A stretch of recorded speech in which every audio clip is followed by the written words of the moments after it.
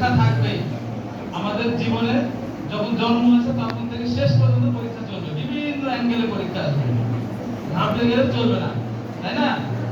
আমরা আজকে স্কুলে আসছি একটা উদ্দেশ্য নিয়ে, মানুষের মতো মানুষ হবে, অনেক বড় হবে, তাই না? তোমরা তো অনেক অ্যাডভান্স। আমরা যখন পড়ালেখা করছি তোমাদের মধ্যে, আমি স্যারের সাথে কিছুক্ষণ আগে আলোচনা করছিলাম, তোমাদের মতো যারা এরা সব প্রাইমারিতে পড়তো আমাদের বয়সে, আমরা যখন পড়ছি না তখন তোমরা যারা এখন হাই স্কুলে, এরকম বাচ্চারা সব প্রাইমারিতে পড়তো।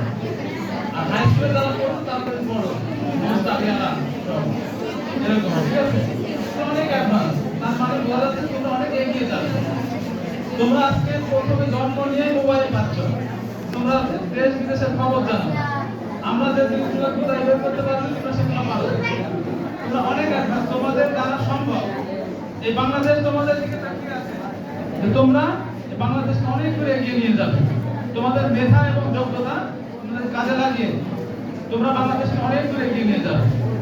সেজন্য তোমাদেরকে প্রতিটা স্তরে অবদান রাখতে হবে, শুধু পড়ালেখার জন্য না। একজন ভালো ছাত্র যেমন হতে হবে, একজন ভালো মানের মুসলমানও হতে হবে। ঈমান, আকীদা, স্বভাব, চরিত্র, ধর্ম, কর্ম, এই সমস্ত বিষয়গুলো, এই অনুশাসনগুলো আমাদেরকে মেনে চলতে হবে। শুধু একদিকে একটা ভালো ছাত্র হলো আর কোনো গুণ নেই, এটা কোনো সফলতা না। সব লাইনে সফলতা আনতে হবে। ঠিক তেমনি পড়ালেখার পাশাপাশি আমাদের যে যে স্তরে অবদান রাখার সুযোগ আছে সেই অবস্থানের থেকে আমাদেরকে অবদান রাখতে হবে।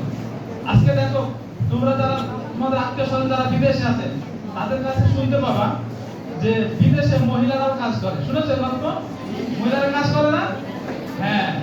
আমাদের দেশে আগে আমাদের মা বোনেরা, মহিলারা কিচ্ছু কাজ করতো না। যদি 10 কোটি মানুষ হয়, 5 কোটি তো মহিলা, নাকি? অর্ধেক না, প্রায় 5 কোটি মহিলা। 10 কোটি মানুষের দেশে যদি 5 কোটি মানুষ কাজ করে আর 5 কোটি মানুষ বসে খায়, তাহলে সেই দেশের উন্নতি হবে? এই জন্য আজকে দেখো, আমাদের বিভিন্ন অ্যাঙ্গেলে সরকারিভাবে সাপোর্ট দিয়ে মা বোনদেরকেও আমাদের বিভিন্ন কাজে ইনভলভ করা হয়েছে।